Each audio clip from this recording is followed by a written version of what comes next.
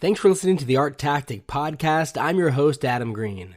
An important aspect of the art world that isn't discussed nearly enough is art conservation.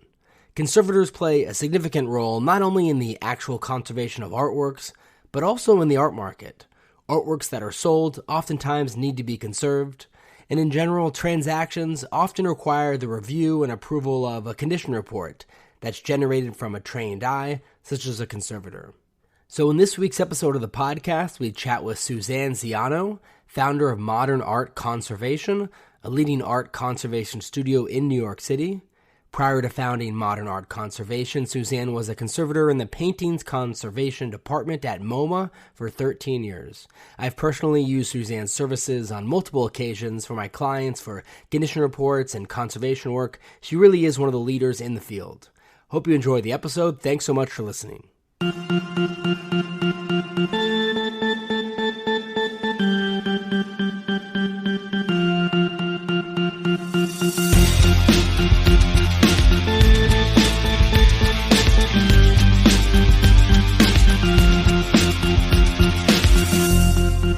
Suzanne, thanks so much for joining us. Hi, thanks for having me. Of course. I think art conservation plays such a pivotal role in the art world and the art market, but really isn't talked about enough, so we're excited to have you on. So to begin, tell us, what are some of the main reasons why you get calls on a daily basis from clients who need your services?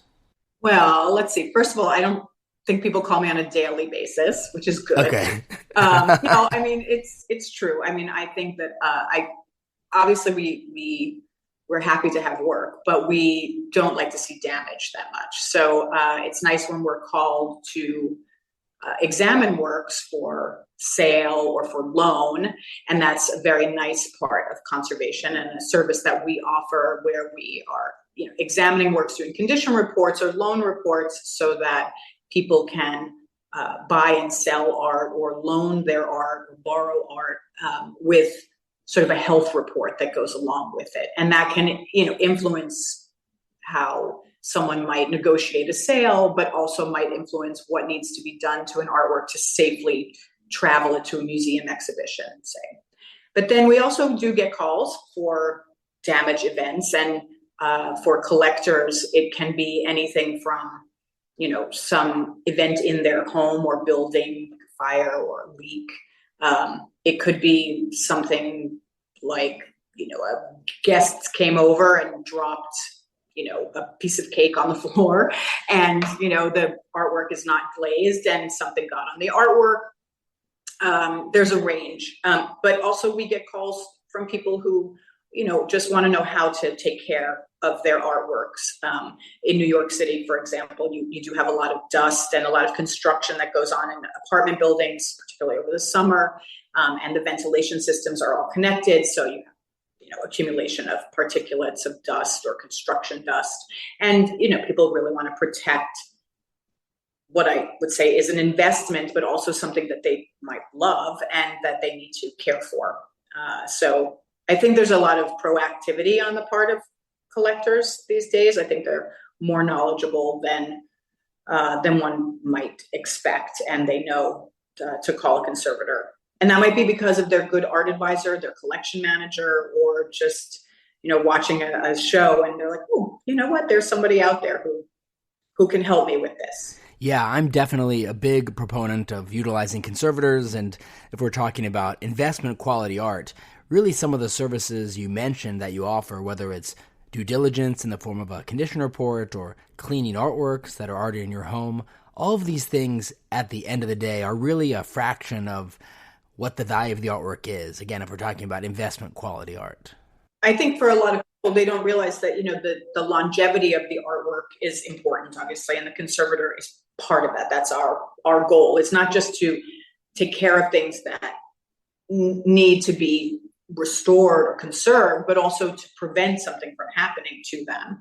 And then I think when you're buying art, you really do need someone to look at the physical object for you, because that's not something that is necessarily going to be told to you in the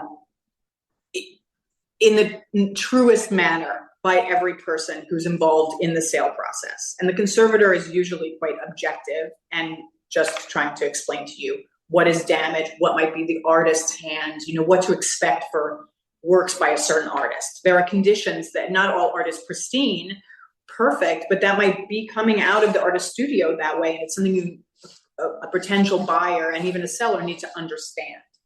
And that's our job, is to kind of tell you that.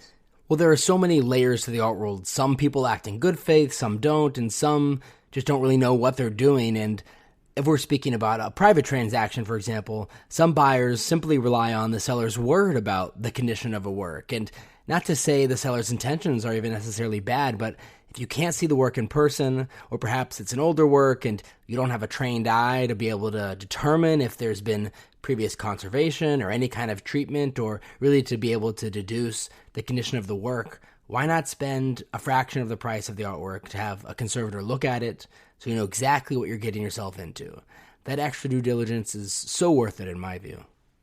Yeah, and you know what you're getting. You also know what you're getting yourself into. I mean, maybe it's just that you're buying something that you want to put in, like your home in Miami, and it's made of something that, especially with modern and contemporary, or even with an old master panel painting, say, like, they have certain needs in order to take good care of the work. So you do need to know what it entails to have something that is made of an unusual material, or that might be sensitive to light. And, you want to know that, because maybe it's not the right artwork for you.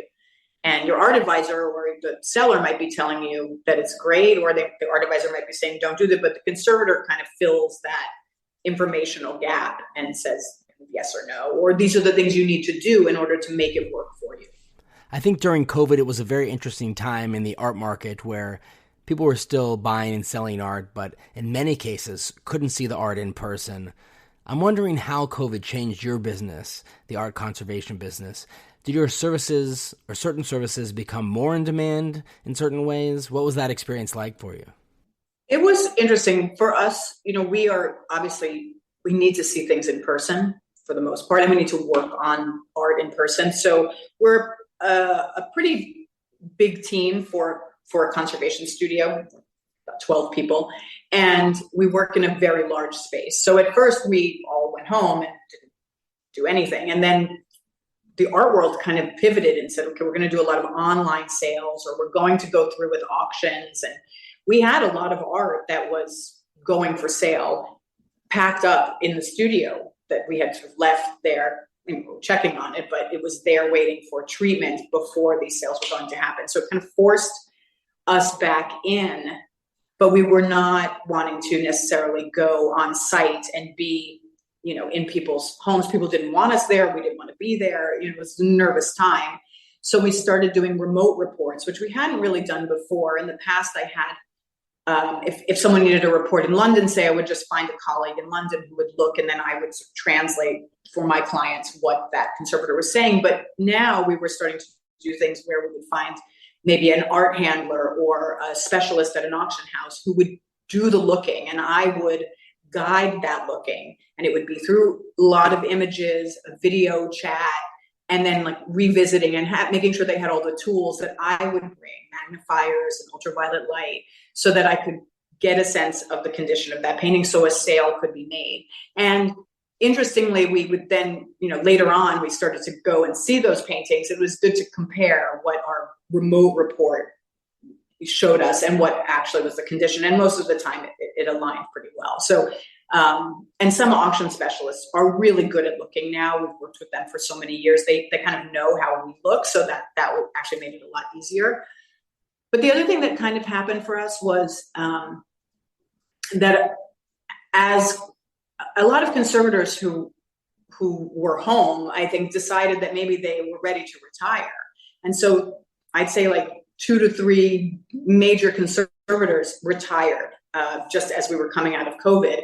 And we are such a specialized field, and especially for us in modern and contemporary, which is paintings, which is a very big part of the market.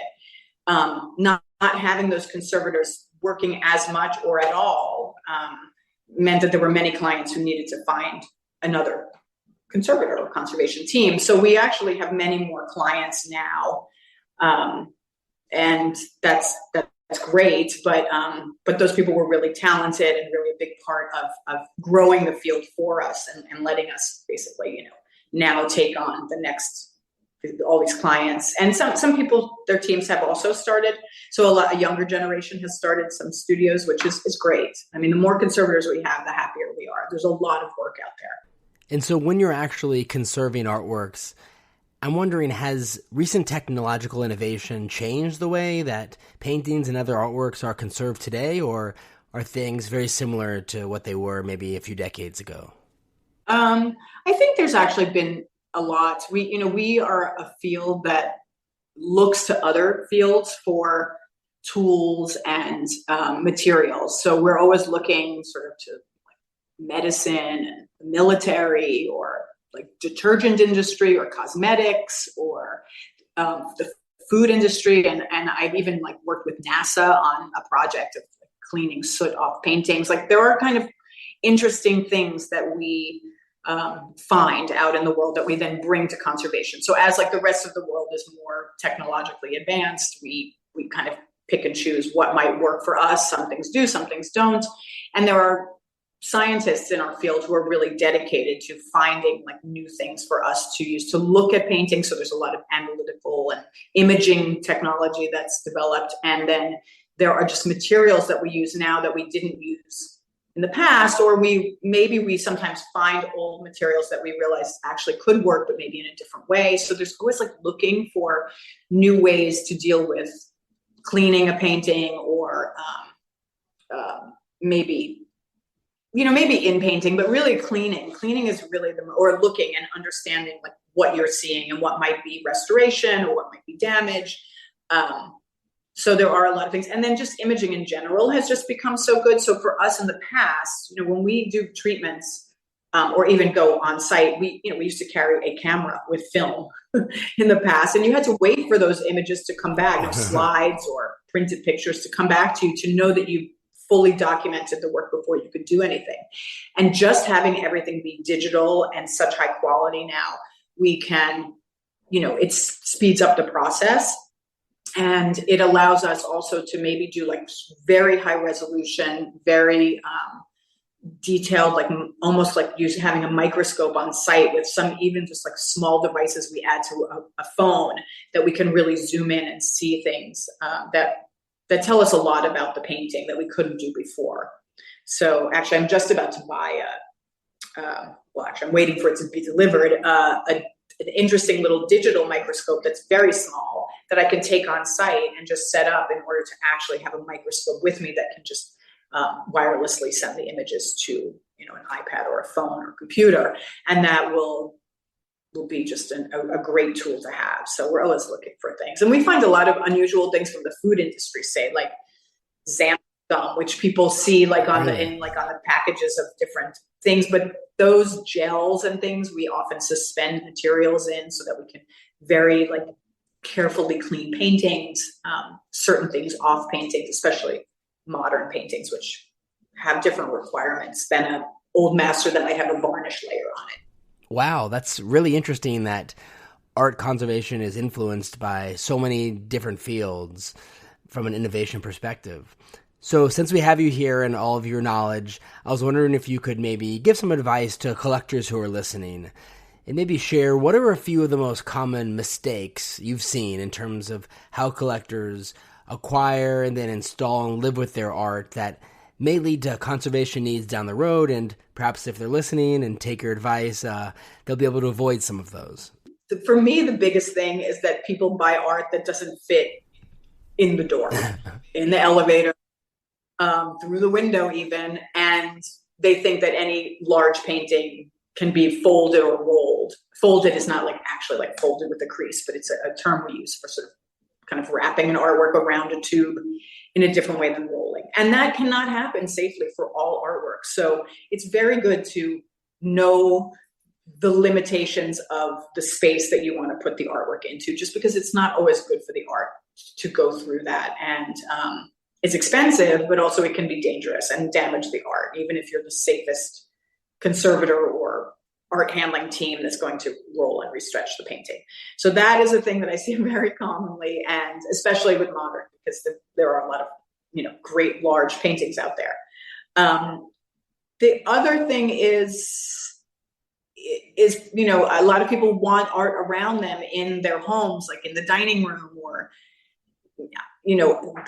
right near where a lot of people or food or drinks are going to be. And sometimes this is even in an office space. Like a lot of offices have great art being hung in them. And again, like very close to things that could damage the artwork. And if that is going to be the case, it's not that you cannot do it, but there are ways to live with the art.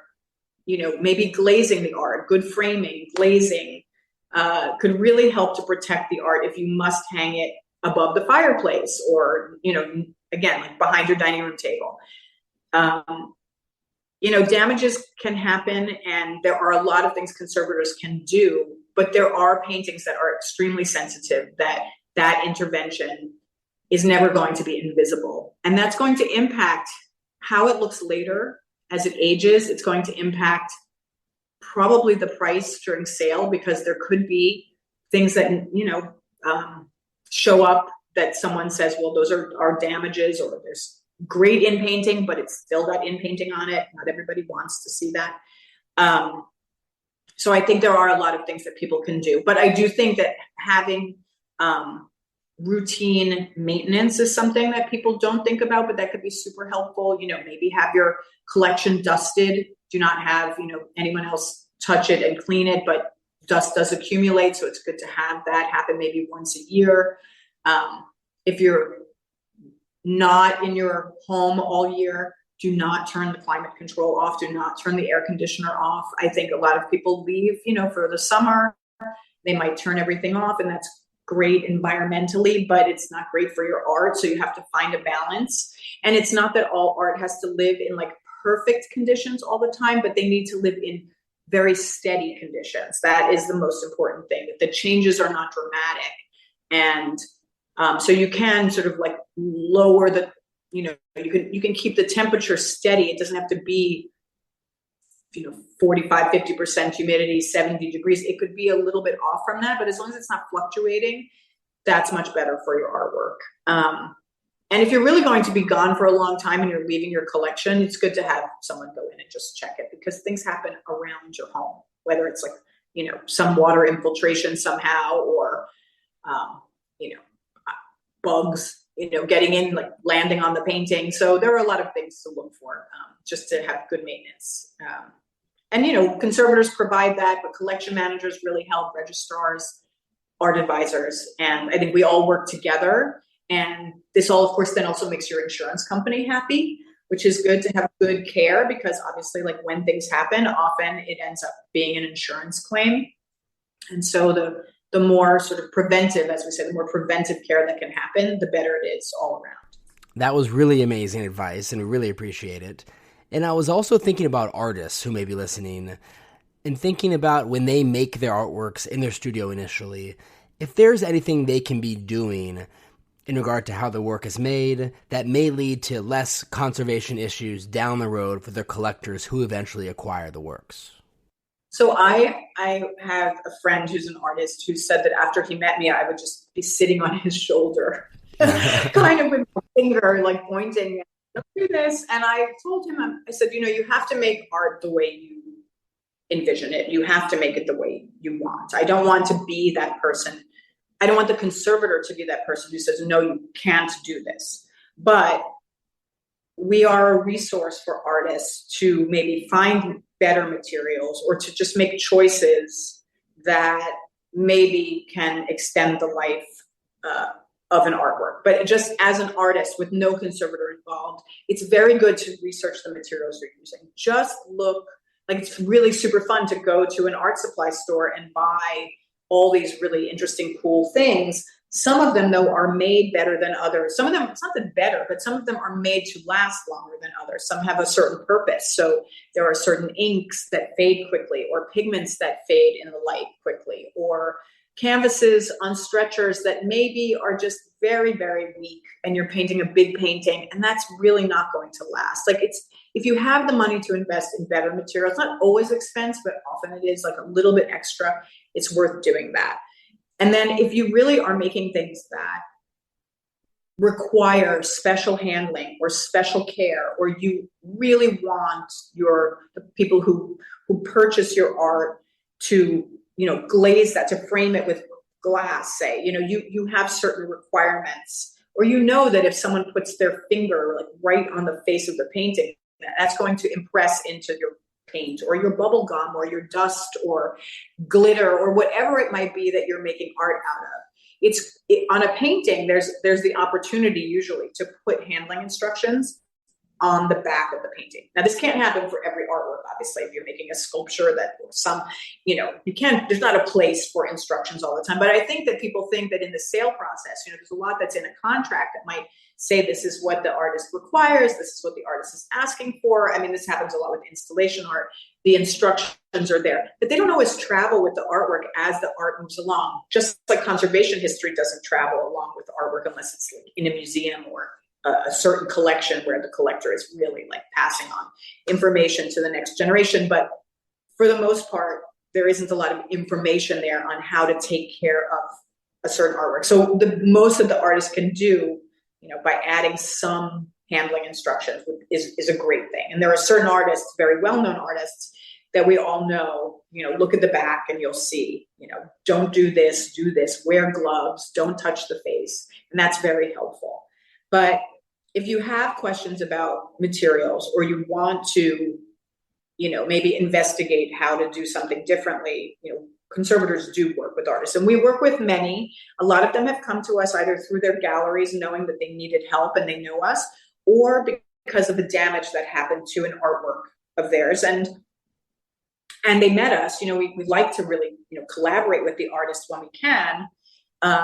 And from that meeting, then they're like, oh, you know a lot about my art now, and I want you to help me figure out the best varnish to use, or the best stretcher to use, or maybe how to, make the paint dry in a certain way. Or there are just many things that we're here for.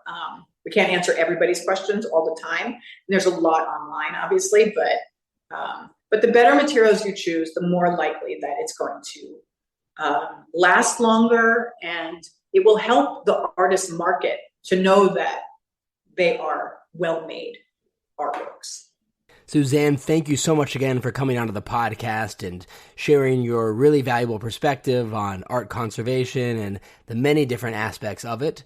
If our listeners want to learn more about modern art conservation and some of the services that you do offer, what's the website they can visit? It is modernartconservation.com. Perfect. Thanks so much again. Take care. Thanks. Bye.